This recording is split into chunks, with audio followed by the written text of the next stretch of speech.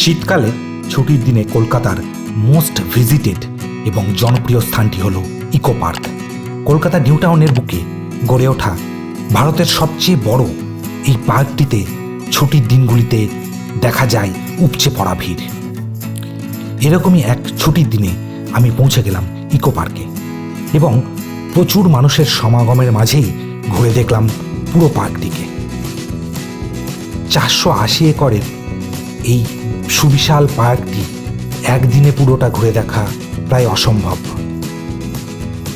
কিন্তু সঠিক guideline follow করে আপনারা বিশেষ বিশেষ আকর্ষণীয় স্থানগুলি সহজেই ঘুরে দেখতে পারেন। পুরো পার্কটি কভার করবার জন্য আপনার রয়েছে টয় ট্রেন, বিভিন্ন ব্যাটারি চালিত eco cart, bicycle, duo cycle. আসুন এই ভিডিওটিতে একদিনে কি করে ইকো পার্ক সম্পূর্ণ ঘুরে দেখবেন তার বিশদ বিবরণ দেওয়া হলো।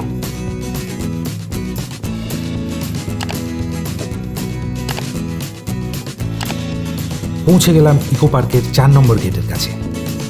4 নম্বর গেট দিয়ে প্রবেশ করার সুবিধা হলো এর পাশেই রয়েছে 7 ওয়ান্ডার্স অফ দ্য ওয়ার্ল্ড। 30 টাকা প্রবেশ মূল্য দিয়ে ঢুকে পড়লাম ইকো পার্কের ভেতরে। তারপরেই 7 ওয়ান্ডার্স অফ দ্য ওয়ার্ল্ডের জন্য আলাদাভাবে 30 টাকা টিকিট কেটে নিয়ে লাইন দিলাম 7 ওয়ান্ডার্স অফ দ্য ওয়ার্ল্ড দেখবার জন্য।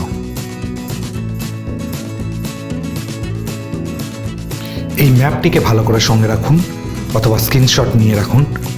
এই ম্যাপ ধরে আমরা ইকো পার্কটিকে ঘুরব। বিধাননগর বা দমদম স্টেশন থেকে আপনারা বাস অথবা অটো পেয়ে যাবেন ইকো পার্কে পৌঁছানোর জন্য, অথবা গ্রুপে থাকলে আপনারা ক্যাব বুক করে নিয়ে সরাসরি চলে আসতে পারেন ইকো পার্কে। চলে এসেছি ইকো পার্কে বর্ষপূর্তির ঠিক আগের দিন 30শে ডিসেম্বর। আজ ইকো পার্কে হাজার হাজার মানুষের ঢল নেমেছে। এই ভিড়ের মধ্যেই যেটুকু সম্ভব আপনাদের দেখানোর চেষ্টা করছি। প্রথমেই আমরা চলে এসেছি সপ্তম আশ্চর্য দেখতে। এই সপ্তম আশ্চর্য দেখবার জন্য আপনাদের ইকো পার্কের 4 নম্বর গেট দিয়ে প্রবেশ করতে হবে, যেটা সপ্তম আশ্চর্যের খুব কাছে পড়ে।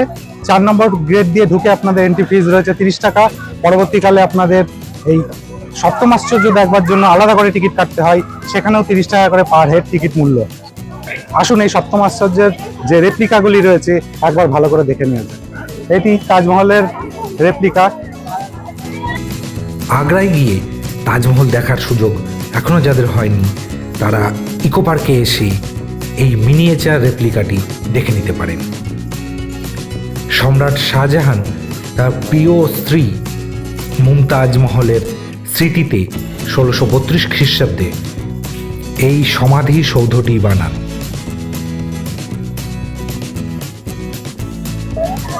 এটা হচ্ছে তাজমহল, আর এইটা হচ্ছে চীনের প্রাচীর।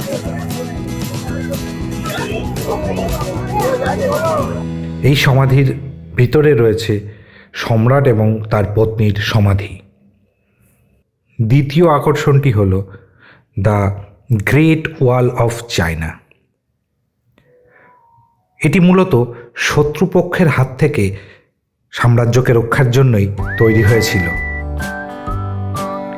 এই প্রাচীরটি মানুষ নির্মিত পৃথিবীর সবথেকে দীর্ঘতম একটি স্ট্রাকচার, যা স্পেস থেকেও দেখা যায়। বহু মানুষের সমাগম হয়েছে এই সময়। সেই মিশরের পিরামিডের আদলে তৈরি তার একটা রেপ্লিকা মাত্র এই ইকো পার্কে করা রয়েছে। এটি হলো মিশরের গ্রেট পিরামিড অফ গিজা। এখানে 3টি পিরামিড আছে। সবচেয়ে বড়টি খুফুর পিরামিড। ভিতরে তার মমি শায়িত রয়েছে এবং দেয়ালে সুন্দর কারুকার্য রয়েছে, যা মিশরীয়দের জীবনযাত্রা ও তার সংস্কৃতিকে তুলে ধরে। পরের আশ্চর্য পেট্রা জর্ডন, যা রোজ সিটি নামেও পরিচিত, কারণ এটিতে পিঙ্ক স্যান্ডস্টোন দিয়ে প্রচুর কারুকার্য রয়েছে।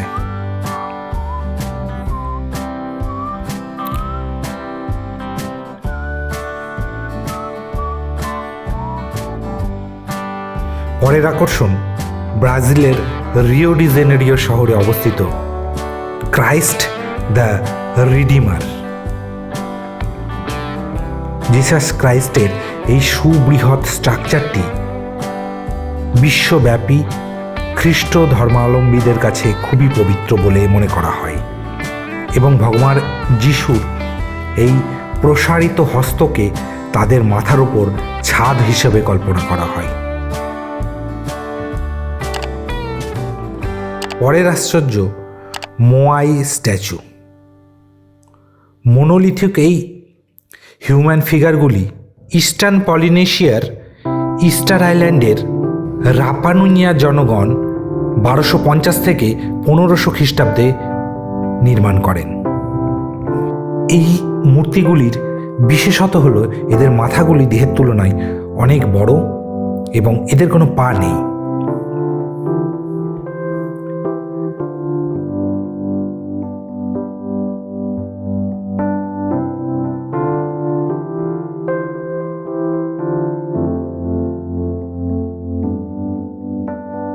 সর্বশেষ আশ্চর্য হল ইতালির রোমে অবস্থিত এই সুবৃহৎ অ্যাম্ফিথিয়েটার কলোজিয়াম।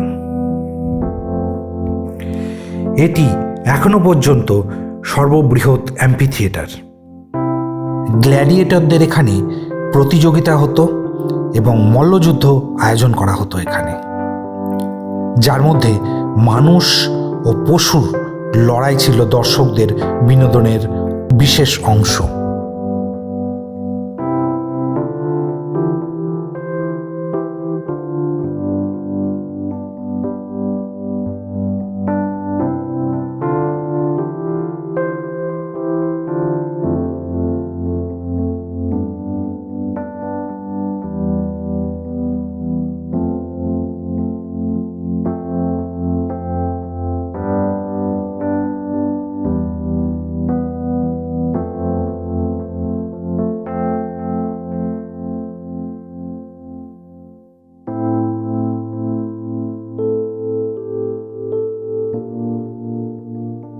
শীতের ছুটি পড়া মানেই কলকাতার আশেপাশে কিন্তু ঘোরার বহু জায়গা রয়েছে।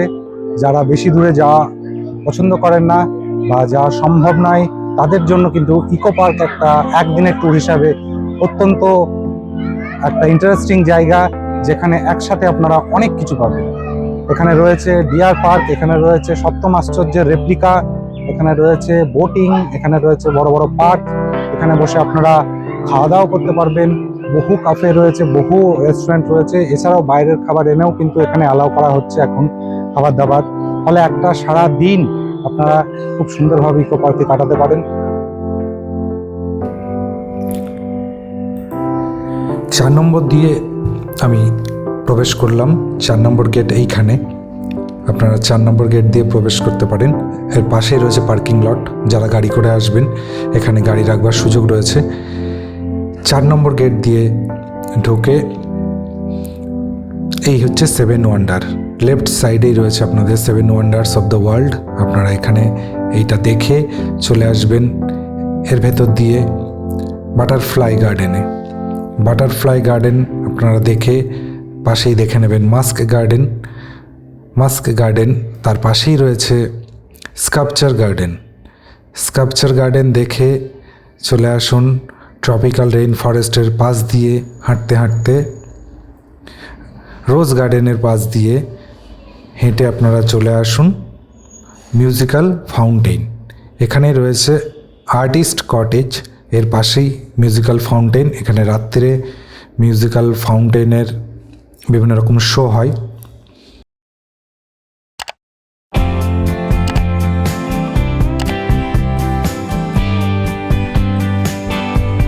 সেভেন ওয়ান্ডার্স দেখে পার্কগুলির ভেতর দিয়ে চলে এলাম হাঁটতে হাঁটতে চিলড্রেন্স পার্কের কাছে। এর এক সাইডে রয়েছে বাটারফ্লাই গার্ডেন, অন্যদিকে রয়েছে মাস্ক গার্ডেন। আসুন বাটারফ্লাই গার্ডেনটা আগে দেখে নেওয়া যাক। বাটারফ্লাই গার্ডেনে বাটারফ্লাইয়ের সংখ্যা আমি খুব বেশি কিছু দেখতে পেলাম না। বাটারফ্লাই গার্ডেন ঘুরে চলে এলাম মাস্ক গার্ডেনের দিকে। এখানে আপনারা ডুও সাইকেল চড়তে পারেন। এখানে বাচ্চাদের খেলারও অনেক ব্যবস্থা রয়েছে, বাচ্চারা কিছুক্ষণ এখানে সময় কাটাতে পারে। পাশে রেস্টুরেন্টও রয়েছে, আপনারা চাইলে সেখানে কিছু হালকা ব্রেকফাস্টও করে নিতে পারেন।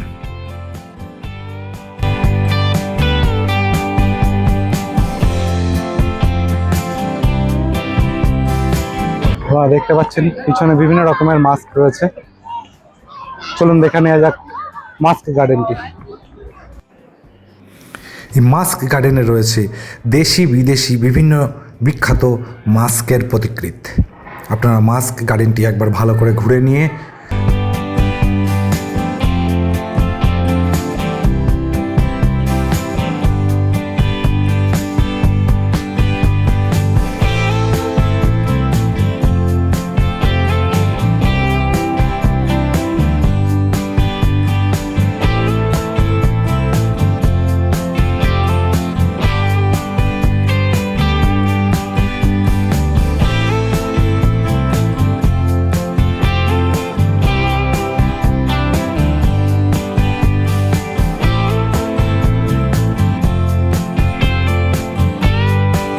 মাস্ক গার্ডেনের পাশে রয়েছে ঘুম স্টেশন। ঘুম স্টেশনটি একটু ঘুরে নিন। এখানে টয় ট্রেন এসে কিছুক্ষণ হল্ট দেয়। এখান থেকে কিন্তু টয় ট্রেনে আপনারা উঠতে পারবেন না। টয় ট্রেনের যাত্রা শুরু হয় 2 নম্বর গেটের কাছ থেকে। ঘুম স্টেশন ঘুরে আপনারা চলে আসুন রেইন ফরেস্টের কাছে। এই সেই রেইন ফরেস্ট, যেটার ভেতরে মানুষ মোটামুটি পিকনিক গার্ডেন বানিয়ে ফেলেছে।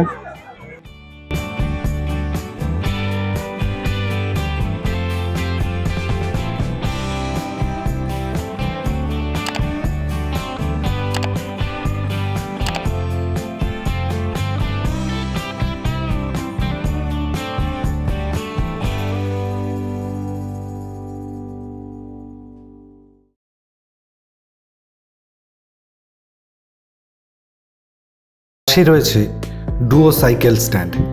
এখানে আপনারা 150 টাকার বিনিময়ে 30 মিনিট ডুও সাইকেল, মানে দুজন মিলে চালাতে পারেন এরকম সাইকেল ভাড়া নিতে পারেন, এবং 500 টাকা আপনাকে জমা রাখতে হয়। সাইকেল ফেরত দিলে টাকাটি ফেরত পাওয়া যায়।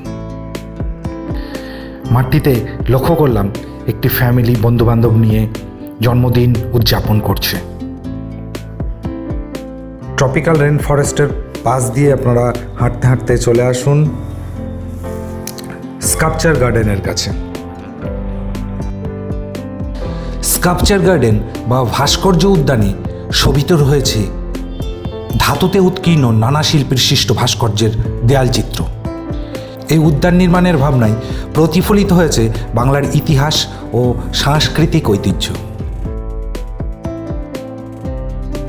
এই উৎকীর্ণ ভাস্কর্য শিল্পের মাধ্যমে চিত্রিত হয়েছে এক দীর্ঘ সময়ের বাংলার ইতিহাস। এই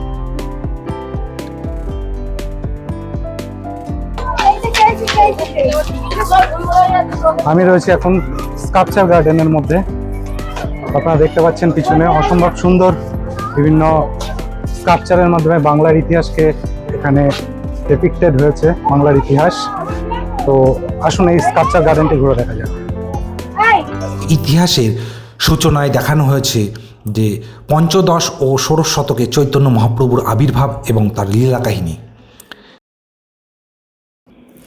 পলাশীর যুদ্ধ বর্ণিত রয়েছে, সাঁওতাল বিদ্রোহ রয়েছে, কৃষক বিদ্রোহ, নীল বিদ্রোহ,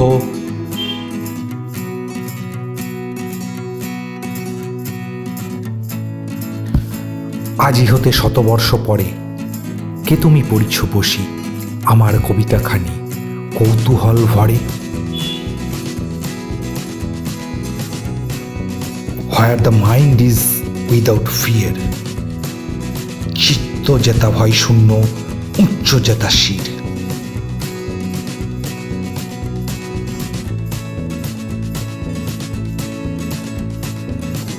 রয়েছে শ্রী শ্রী রামকৃষ্ণ এবং স্বামী বিবেকানন্দ, ভগিনী নিবেদিতা এবং রামকৃষ্ণ মঠ।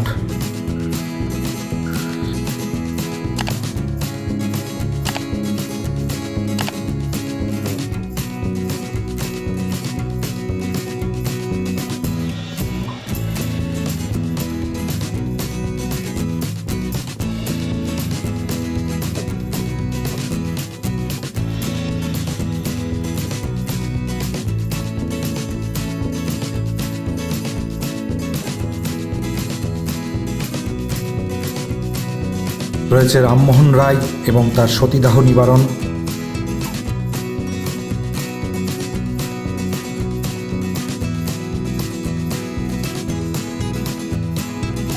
সাঁওতাল বিদ্রোহ,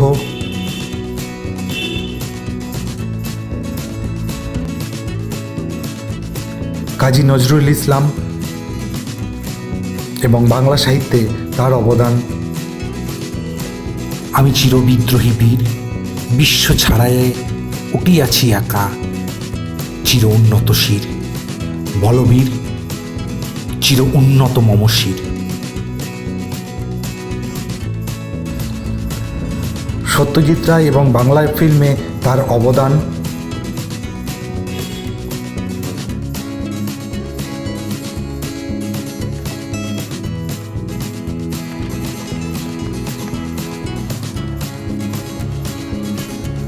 এছাড়াও রয়েছে বিভিন্ন বিশিষ্ট বিজ্ঞানী এবং সম্মানীয় এবং বিশিষ্ট স্বাধীনতা সংগ্রামীদের ডিপিকশন।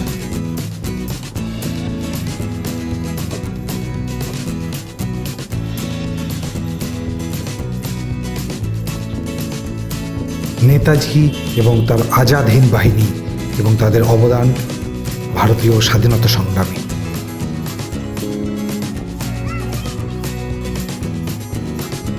এখানে পানীয় জল এবং টয়লেটেরও সুব্যবস্থা আছে। এত বড় পার্ক ঘুরে শেষ করা যায় না একদিনে। তো এসে দিশেহারা হওয়াচ্ছে এখানকার যে স্টাফরা কাজ করছেন তাদের থেকে আপনারা শুনে নেবেন যে কোন দিকে কোনটা আছে, যেদিকে আপনার যাওয়ার ইচ্ছা সেইগুলো টার্গেট করে আসবেন এবং সেই পয়েন্টগুলো দেখবেন।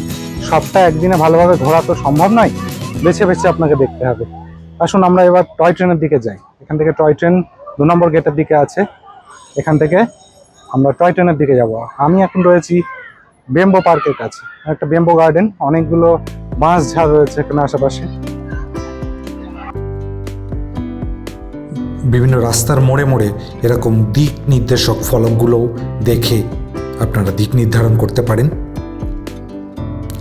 আসুন এরপরে দেখে নিই মিস্ট গার্ডেন, যেখানে মিস্ট অর্থাৎ কুয়াশা কৃত্রিমভাবে তৈরি করা হচ্ছে। আপনারা কুয়াশার মধ্যে দিয়ে কিছুক্ষণ ঘুরে আসতে পারেন।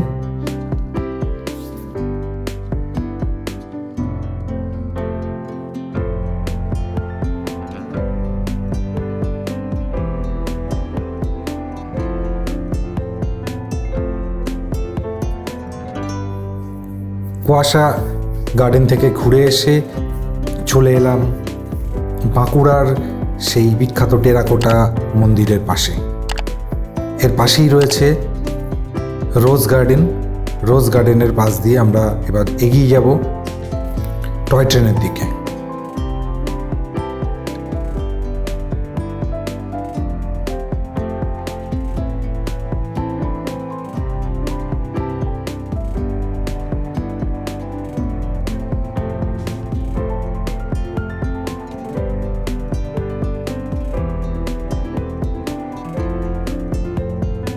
আমি এখন দাঁড়িয়ে রয়েছি মিউজিক্যাল ফাউন্টেনের সামনে।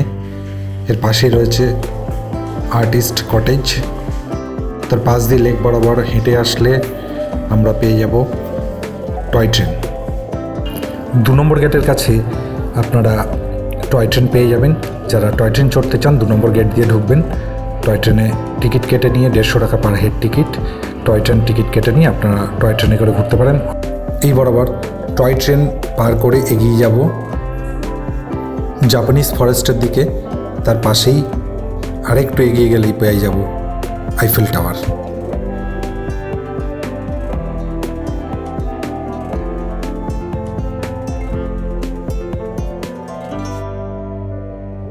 সামনেই দেখা যাচ্ছে সোলার ডোমটি, এবং তার সামনে যেটা দেখা যাচ্ছে এটাই সেই মিউজিক্যাল ফাউন্টেন। মিউজিক্যাল ফাউন্টেনটি রাতে চালু করা হয় এবং এখানে বিভিন্ন রকম মিউজিক্যাল ফাউন্টেন শো চলে।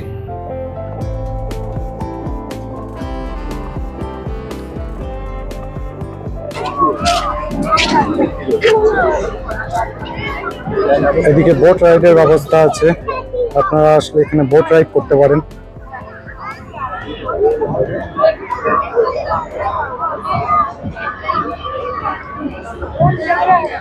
হাজার হাজার মানুষ কিন্তু ভিড় করেছে ইকো পার্কে।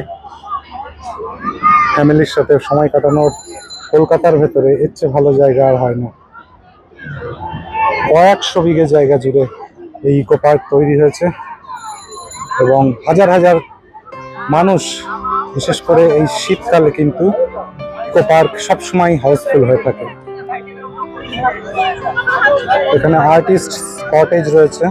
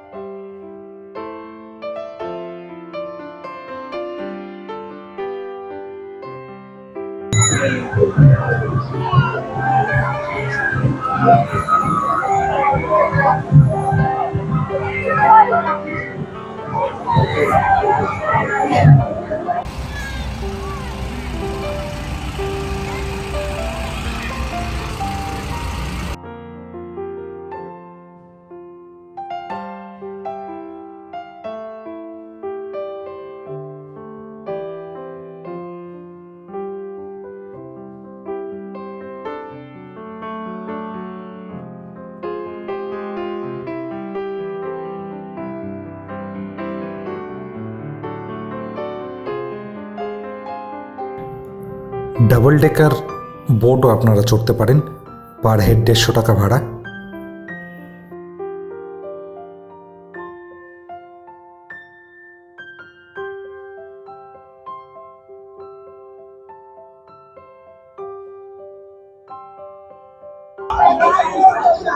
এইখানে আপনারা দেখতে পাচ্ছেন মাদার্স ওয়ার্কস মিউজিয়াম।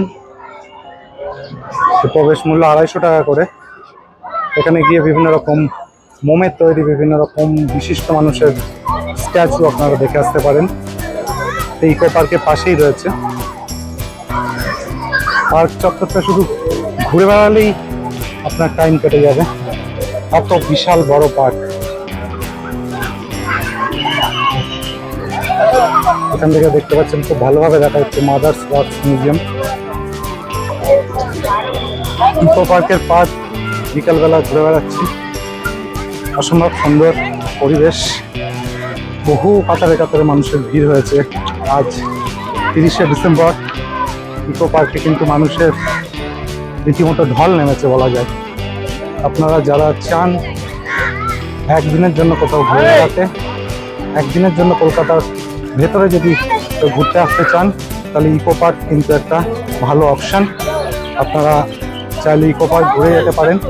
এত বিশাল একটা পার্ক, ভারতের সবথেকে বড় পার্ক এটি, এবং এখানে অনেক রকম অ্যাক্টিভিটিস রয়েছে। এখানে বোটিংয়ের সুবিধা রয়েছে, প্লাস এই পার্কটার ভেতরটা ঘুরে বেড়ালে আপনাদের এমনিতেই একটা অন্য রকমের অনুভূতি হবে, একটা অন্যরকম পরিবেশ এখানে।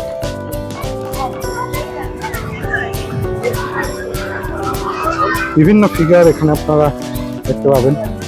দেখতে পাচ্ছি এখানে কুকুর নিয়ে এক মহিলা, তার একটা প্রতিকৃতি বানানো রয়েছে। আপনারা চাইলে ব্যাটারি কার্ড করেও ঘুরতে পারেন।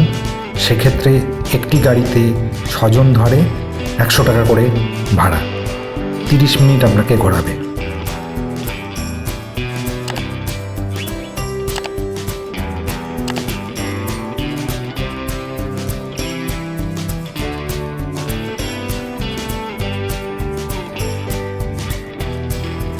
এছাড়াও এখানে বিভিন্ন রকম অ্যাক্টিভিটিস করবার সুযোগ রয়েছে, এবং ওয়াটার অ্যাক্টিভিটিসগুলোর মধ্যেও অনেক অ্যাক্টিভিটিস করবার মতো রয়েছে।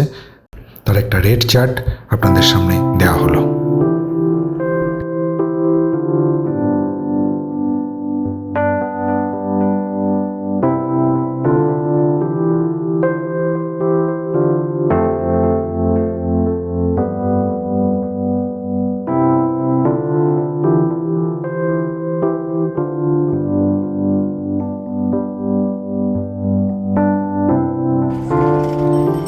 এরপর চলে এলাম জাপানি ফরেস্টে। এর কোনো প্রবেশ মূল্য নেই।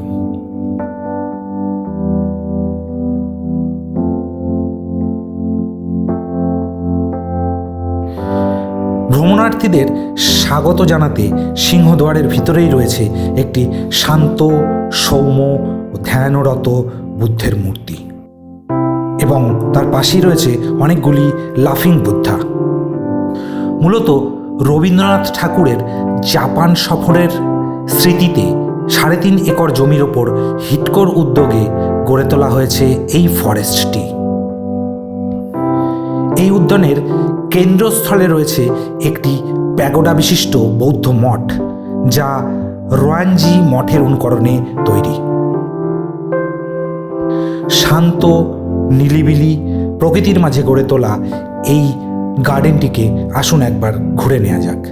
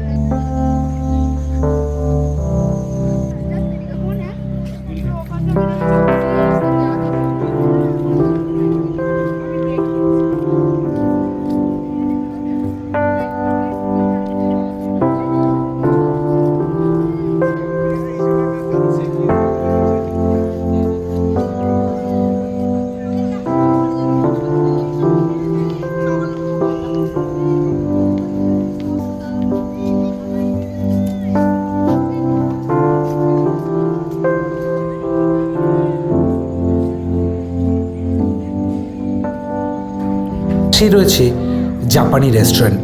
আপনারা চাইলে এই রেস্টুরেন্টে জাপানি খাবার উপভোগ করতে পারেন।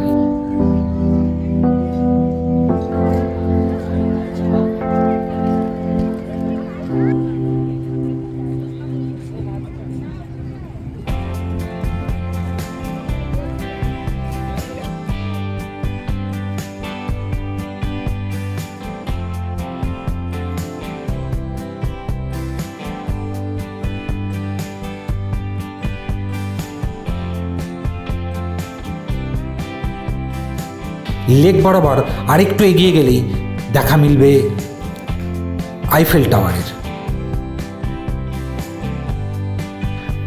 Toy train, lake, Eiffel tower ও তার পটভূমিতে অস্তমিত সূর্যের রক্তিম আভা, অসম্ভব সুন্দর এই দৃশ্যপটটি ছিল আজকের ইকো পার্ক ভ্রমণের সেরা প্রাপ্তি।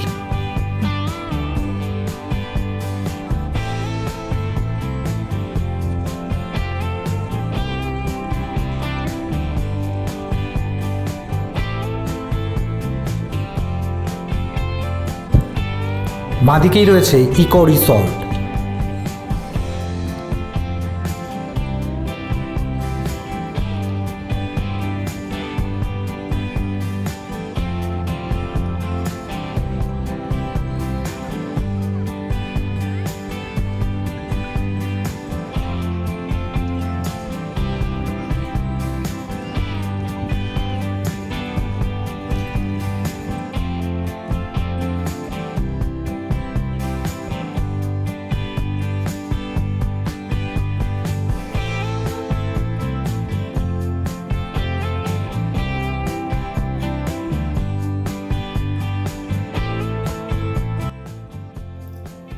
পড়ন্ত সূর্যের শেষ নরম আলো গায়ে মেখে এবারের মতো ইকো পার্ককে গুড বাই জানিয়ে 2 নম্বর গেট দিয়ে বাইরে বেরিয়ে এলাম।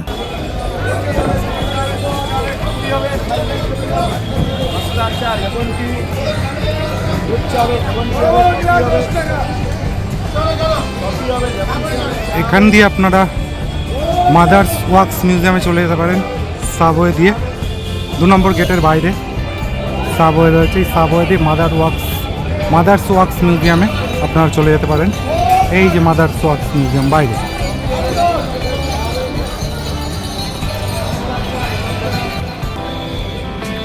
এই 2 নম্বর গেটের বাইরে ম্যাজিক অথবা ক্যাব আপনারা পেয়ে যাবেন বাড়ি ফেরার জন্য। এছাড়াও S12 বাসটি আপনাদের বিধাননগর পর্যন্ত পৌঁছে দেবে।